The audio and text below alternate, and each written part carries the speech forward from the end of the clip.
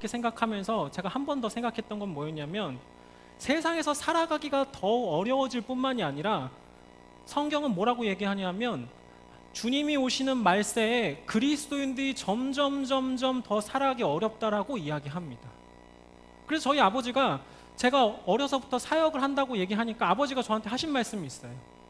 너는 사역하면 아버지가 사역했던 때보다 더 힘든 상황에서 네가 믿음을 지키고 신앙을 지키고 그리스도인으로 살아가야 된다라고 항상 얘기하셨어요.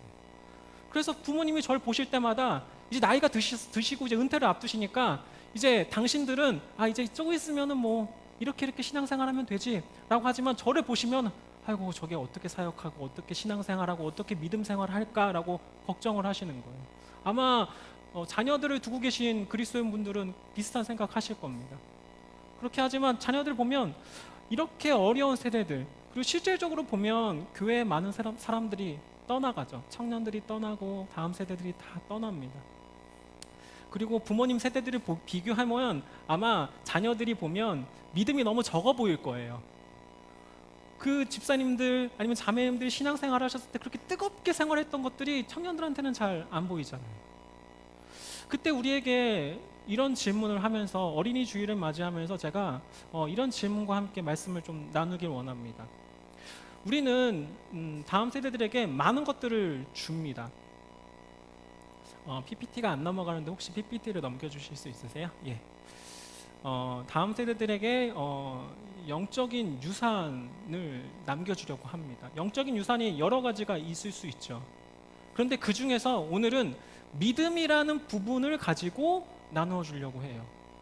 부모님의 입장에서 봤을 때 자녀들에게 여러 것들을 유산으로 남겨줄 수가 있겠죠. 그리고 단순히 세상에서 말하는 어떤 물질 이런 것뿐만이 아니라, 내가 영적으로 좀 좋은 것들을 나누어줘야지 라고 여러 가지가 있을 수 있습니다. 그것 중에 믿음이라는 부분을 오늘은 함께 좀 이야기하려고 합니다. 그런데 이 믿음에 대한 이야기를 하면서 우리는 여러 성경 말씀을 볼 수 있겠지만 히브리서를 보길 원해요. 왜냐하면 오늘의 주제, 제가 이야기하는 저 사람에게, 다음 세대들에게 믿음이 점점 지키기 어려운 다음 세대들에게 믿음을 전해주기 위해서 히브리서가 너무 적합하기 때문입니다. 왜냐하면 히브리서는 왜 기록되었는지를 살펴보면 이 주제가 너무 밀접하게 연결이 되어 있어요. 히브리서는 고난 때문에 믿음을 저버리는 사람들에게 쓴 편지예요. 그러니까 다시 말해서 거기서 말하는 고난은 무슨 고난이냐면, 그리스도인으로 살아가기가 점점 더 어려워지는 상황 때문에 사람들이 다 교회를 떠나가는 상황이었어요. 그래서 그 사람들에게 교회 떠나가지 말고 믿음 저버리지 말고 우리 믿음을 지키며 살아갑시다 라고 하기 위해서 히브리서가 기록되어 있어요. 그렇기 때문에 오늘 다음 세대들에게, 믿음이 신앙생활 지키기 어려운 세대들에게 믿음을 전해줄 말씀을 찾기 위해서는 여러 말씀을 볼 수 있겠지만 사실 히브리서를 주목을 해야 됩니다. 특히 이 히브리서 중에서도 오늘 제가 히브리서 11장에 있었던 본문은 우리가 잘 알고 있는 믿음장이에요. 믿음은 보이지 않는 것들에 라고 말씀이 쭉 이어지는 것처럼 믿음에 대해서 잘 소개하고 있다고 해서 별명이 믿음장입니다. 11장에는 11장 1절에 믿음에 대해서 설명하면서 쭉 구약의 여러 인물을 이야기합니다. 자, 아브라함은 이런 활동을 하면서 믿음을 이렇게 가졌어. 노아는 이런 믿음을 가졌어. 믿음에 대해서 여러 인물들을 보여주면서 믿음이 구체적으로 무엇인가를 보여줘요. 그리고 그 중에서 오늘 본문인 22장은 요셉의 이야기를 통해서 믿음을 설명하는 거예요. 잠깐 이 본문을 보기 전에 우리가 한 가지 이 질문을 한번 해보길 원합니다. 여기에서 아마 요셉의 이야기를 알고 계신 분들이 많이 계실 거예요. 성경을 조금 다니다 보면, 교회를 좀 다니다 보면, 성경을 좀 읽다 보면 요셉을 모르는 사람이 없을 거예요. 어릴 때 여러 가지 꿈을 꾸고 또 아버지에게 색동옷을 입을 정도로 이쁨을 받고, 그렇지만 결국에는 형들에게 애굽에 팔려가기도 하고 억울하게 누명을 써서 감옥을 가기도 하지만 결국엔 꿈을 해몽을 잘 해서 총리까지 된 요셉의 이야기입니다. 너무나 잘 알고 있죠. 그러면 우리가 히브리서를 쓰는 사람, 저자라고 한번 생각해 봅시다. 그리고 옆에 누군가가 믿음을 저버리는 사람이 있어요. 그리스도인으로 쭉 살아가야 되는데 어려움 때문에 믿음을 저버리는 사람이 있어요. 그 사람에게 제가 요셉의 이야기를 설명하면서 우리가 요셉처럼 믿음을 지킵시다 라고 이야기한다고 하면 요셉의 어떤 이야기를 가지고 믿음을 설명할까요? 우리는 요셉의 이야기를 잘 알고 있으니까 요셉의 이야기를 우리가 요셉처럼 해야 돼. 요셉처럼 해야 돼. 요셉은 이렇게 했잖아 라고 설명할 수가 있겠죠. 그럼 아마 대부분 이런 얘기를 할 겁니다. 요셉은 억울하게 형들에게 애고에 팔려갔어. 억울하게 누명 씌워서 감옥에 갔어. 그렇지만 하나님께서 어려서 주신 어떤 비전, 꿈을 잃지 않고 붙잡으니까 결국에는 총리가 돼서 하나님께서 사용하셨어. 너도 지금 애굽에 팔려가는 것처럼, 너도 지금 감옥에 있는 것처럼 요셉처럼 어려운 환경에 있을지 모르겠지만 요셉처럼 그 하나님께서 주신 비전을 가지고 있으면 하나님께서 사용하시니까 너희가 요셉처럼 그런 믿음을 지켜 라고 하실 수 있겠죠. 우리가 요셉에 대한 이야기를 잘 알고 있으니까. 그럼 우리가 다시 한번 이런 질문을 한번 해볼까요?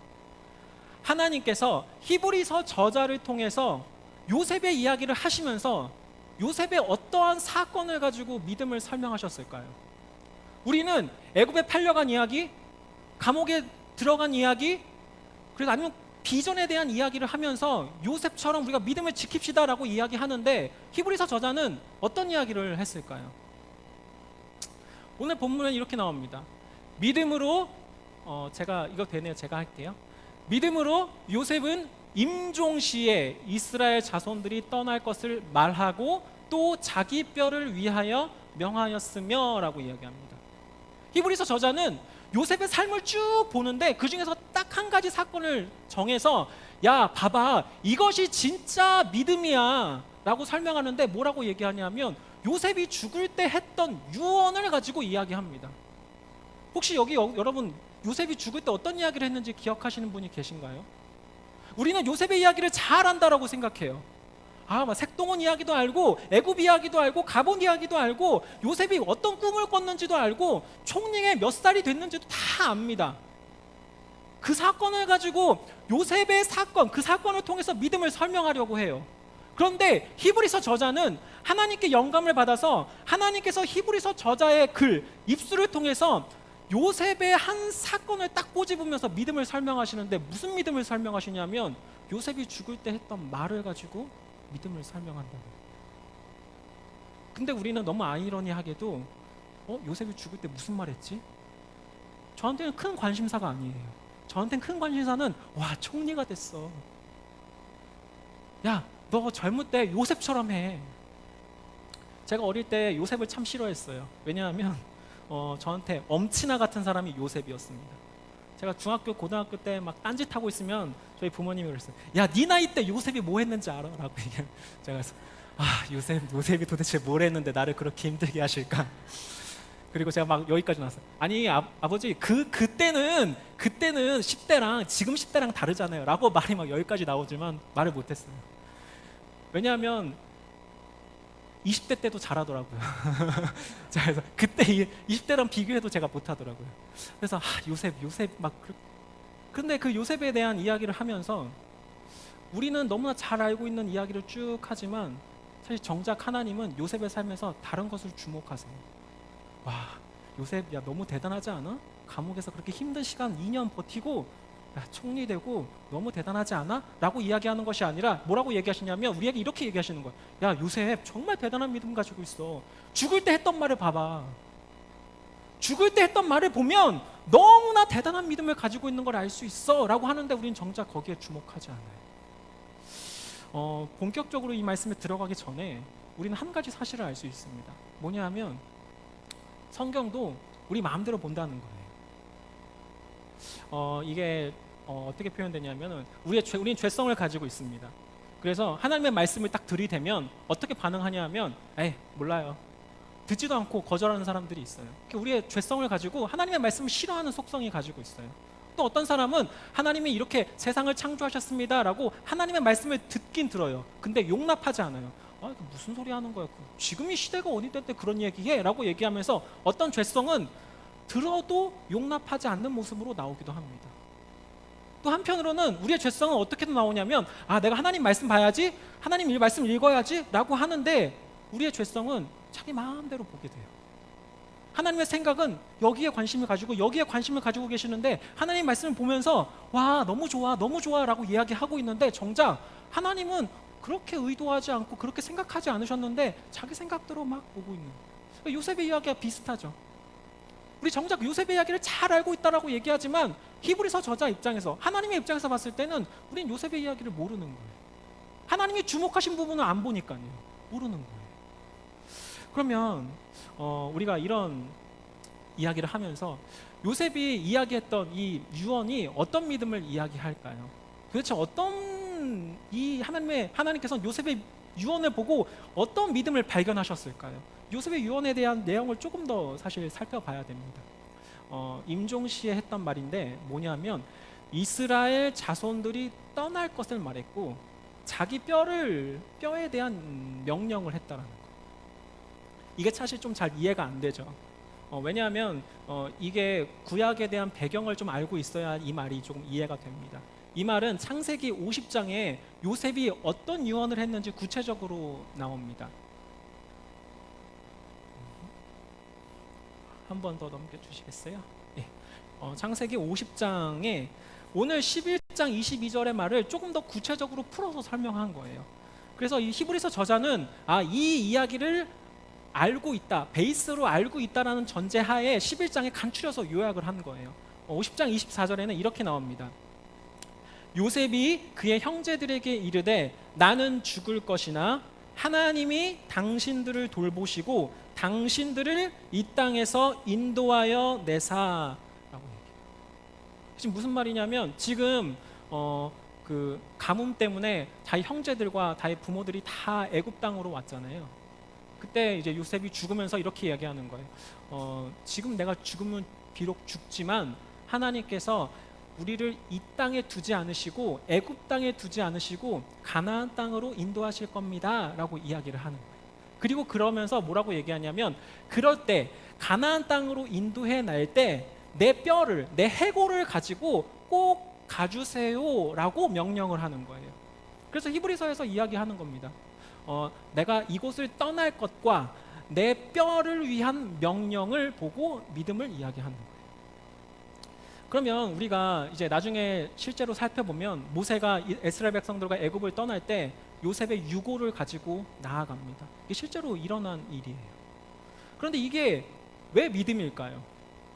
요셉이 했던 말이 이게 왜 믿음일까요?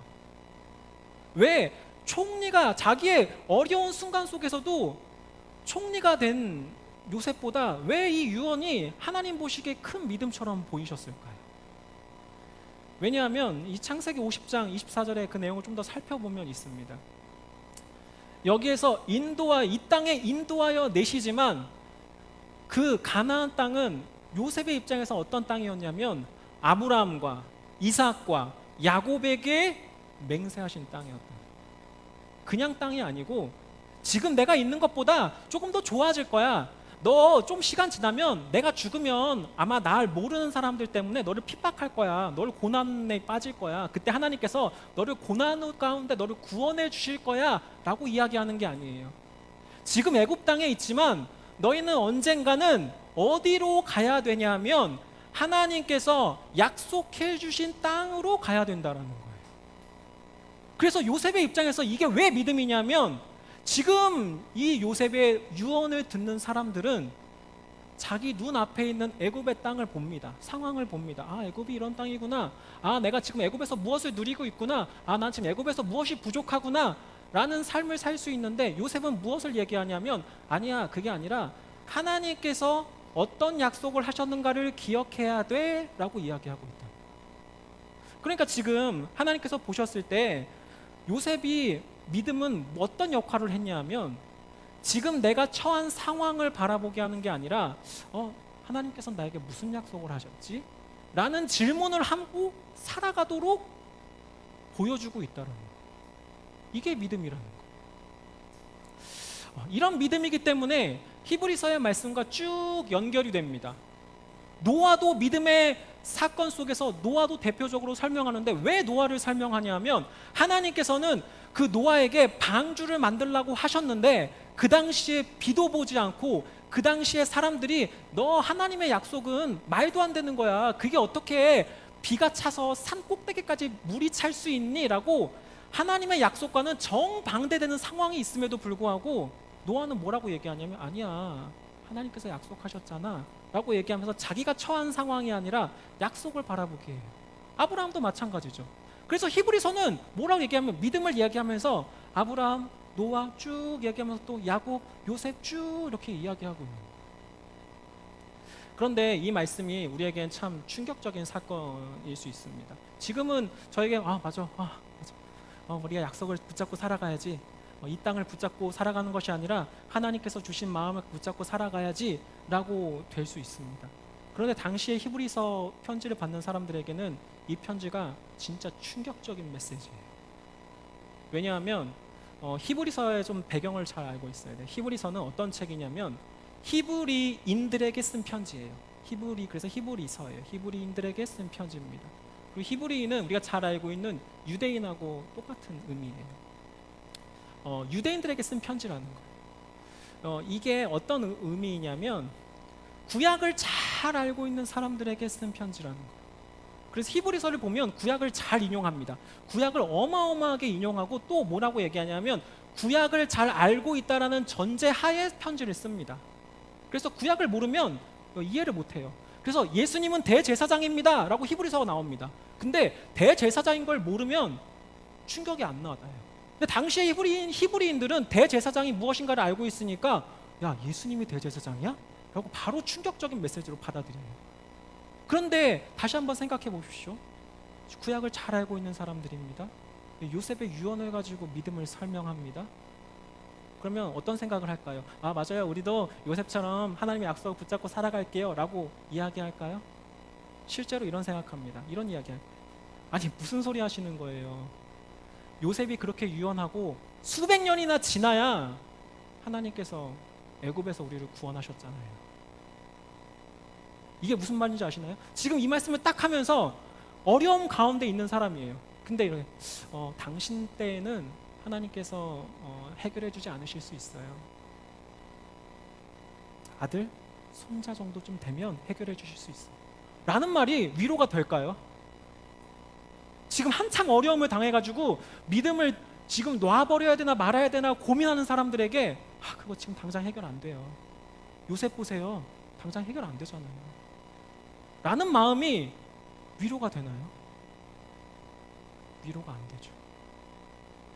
히브리인들에게 이 요셉에 대한 믿음은 이해가 안 되는 말씀이 아니에요. 그럼에도 불구하고 히브리서 저자는 요셉의 이야기를 합니다. 총리의 이야기로 믿음을 설명하는 것이 아니라 유언을 가지고 설명합니다. 왜냐하면 우리가 붙잡고 있는 하나님의 약속이 너무나 귀하기 때문에.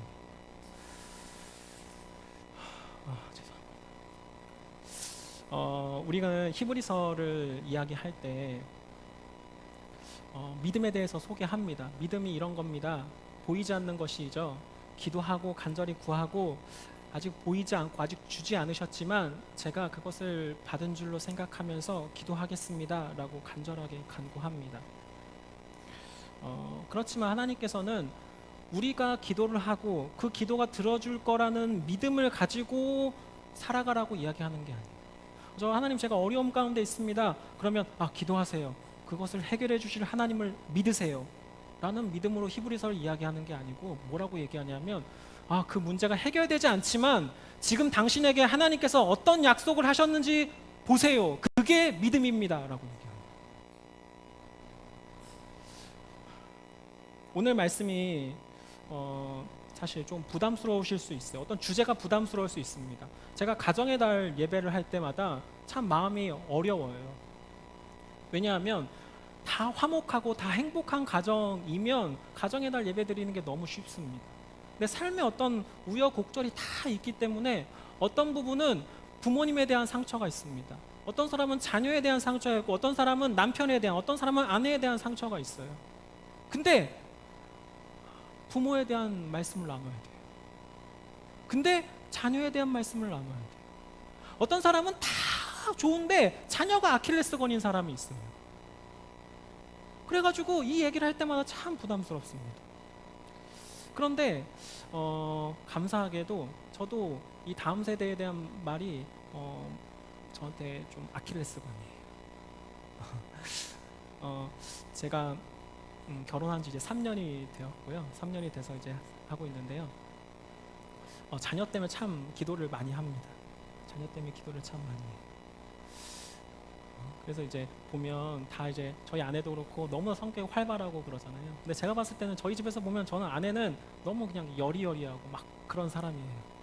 그래서 이제 매달 임신 소식을 기대하다가 임신이 안 됐다라는 얘기를 딱 들으면 제 아내가 마음이 너무나 힘들고 막 웁니다. 눈물을 막 보여요. 제가 보면은 제가 어떻게 할 수 있는 게 없어요.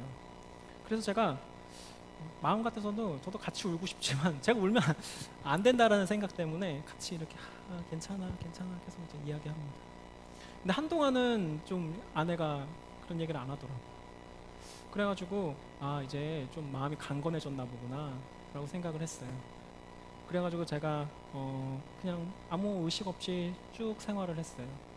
근데 이제 사역자로 생활하다 보면 보통 가족끼리 교제하는 경우가 참 많이 있습니다. 근데 가족끼리 가면 자녀가 없는 데가 저희밖에 없어요. 근데 저는 아무런 것도 몰랐죠. 야, 우리 이번에 누가 이렇게 가서 우리 사역자들까지 같이 기도 모임 한대. 우리 같이 가족끼리 기도 모임 하니까 평상시에 나하지만 같이 갔으면 좋겠어. 같이 갑니다. 이번에는 가족끼리 모여가지고 좀 식사하는데 우리 같이 가자. 우리 이제 집에 왔으니까 좀 사역자도 좀 초대 좀 했으면 좋겠어. 막 초대합니다. 다 자녀가 있죠. 전 몰랐어요. 그래서 그냥 이제 아내는 말은 안 했지만 마음이 남았던 거예요. 그래서 저한테 이제 오빠 내가 무슨 마음인지 알아? 라고 미안해 몰랐어 라고 이제 이야기합니다. 저한테 이제 이런 거는 어떻게 보면 아킬레스건이에요. 그리고 또 한편으로는 제가 반드시 조금 이루어졌으면 좋겠는 마음 중에 하나예요. 제가 둘러싸여 있는 상황 중에서 변화되고 싶은 것 중에 하나예요. 저 많은 물질을 많이 쌓아서 막 이렇게 하고 싶은 그런 거 없고 그냥 좀 좋은 자녀가 있어서 영적으로 정말 좋은 믿음의 세대를 키웠으면 좋겠는 게 제 마음이에요. 그래서 아직 자녀가 없고 임신 소식도 없지만 우리 자녀 어떻게 키울까? 이게 정말 하나님의 맞는 방법일까? 아내하고 막 이야기하고 어제도 그렇게 가면서 이야기했어요. 근데 아내가 마지막에 한 말, 우리 일단 애가 있고 나서 얘기하자. 저는 또 그 얘기에 또 막 또 얘기했지만 그런 마음이 있습니다. 저한테는 이 부분이에요. 혹시 다른 부분들을 각자가 다른 부분이 있을 겁니다. 당연히 잘 알고 계세요. 상황에 억눌리면 안 된다는 거 다 알고 있습니다. 다 잘 알고 계세요. 각자에게 어떤 사람에게는 그럼에도 불구하고 너무 마음을 짓누르는 상황이 있어요. 그 상황 가운데 히브리서는 뭘 얘기하냐면 너무나 상황이 어려워서 믿음을 좀 놓고 싶습니다라고 입술이 여기까지 오는 사람에게 이렇게 얘기하는 거예요. 우리 하나님 약속 좀 바라봐야 돼 라고 얘기해요. 하나님 약속 바라, 그게 믿음이야. 그러면서 이 믿음의 이 이야기의 시작 11장 1절부터 쭉 얘기하면서 5절에 뭐라고 얘기하냐면 이렇게 해요. 믿음이 없이는 하나님께서 하나님을 기쁘시게 못하니까 우리가 믿음을 가져야 됩니다.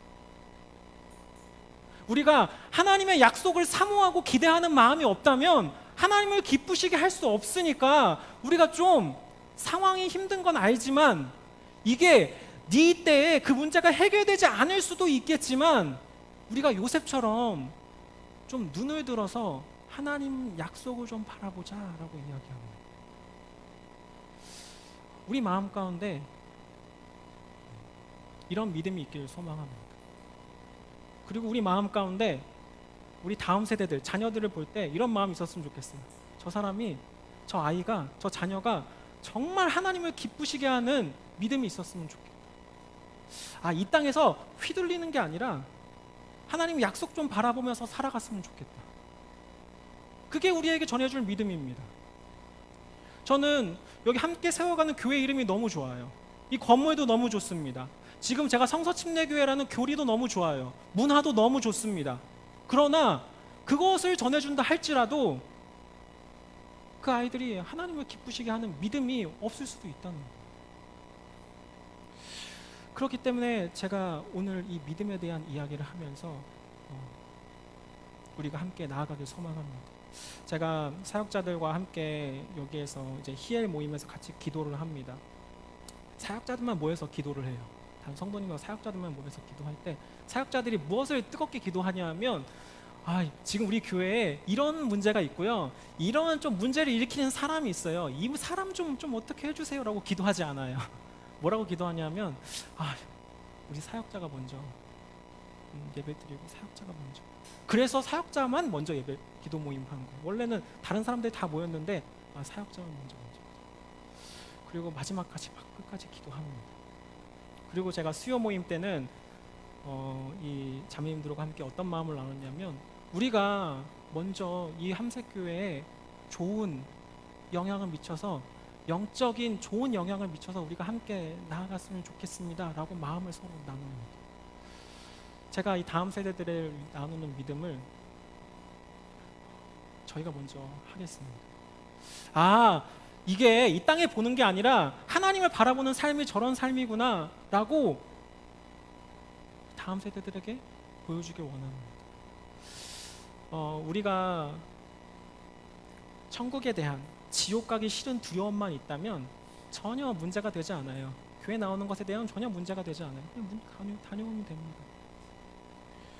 근데 제 마음 가운데 내 인생을 살아가는데 하나님이 기뻐하지 않는 삶이었다면 아무 의미가 없다라고 생각하기 때문에 제가 이런 이야기를 합니다. 그리고 우리 마음 가운데 이런 하나님의 은혜가 임하길 소망해요. 아까 제가 잠깐 처음에 말씀드렸던 것처럼 우리의 죄성은 너무나 영향을 받아서 하나님 말씀조차도 왜곡해서 봅니다. 혹시 우리 마음 가운데 저 전도사님이 저렇게 얘기하니까 내가 뭔가 좀 변화돼야 되겠다 이런 게 아니라 하나님께서 제가 하나님 좀 기뻐하게 하는 제가 삶을 살고 싶습니다 라는 소원과 마음이 지금 불일 듯이 일어났으면 좋겠어요. 그리고 누군가 옆에 있는 사람들에게 내가 자녀들을 조금 좋은데 내가 조금 좋은 직장 조금 좋은 월급을 받을 수 있는 곳으로 보내야지 그래야 내가 좀 마음이 놓일 것 같아 라는 마음이 아니라 내가 좀 저 사람이 조금 하나님이 기뻐하는 삶을 살았으면 좋겠어. 내가 보니까 저 사람 구원 받은 것 같으니까 지금 지옥은 가지 않으니까 괜찮아. 내 자녀 괜찮아. 아직 지옥 안 가니까 괜찮아. 라는 마음이 아니라 제가 정말 하나님을 기뻐하는 삶을 살아야 되는데 단순히 지금 천국 가고 끝나는 문제가 아닌데 라는 강렬한 마음으로 우리가 그 다음 세대를 바라보는 삶이었으면 좋겠어요. 그래서 오늘 이 시간 오늘 함께 찬양을 부르면서 우리의 마음을 고백하기 원하는데요.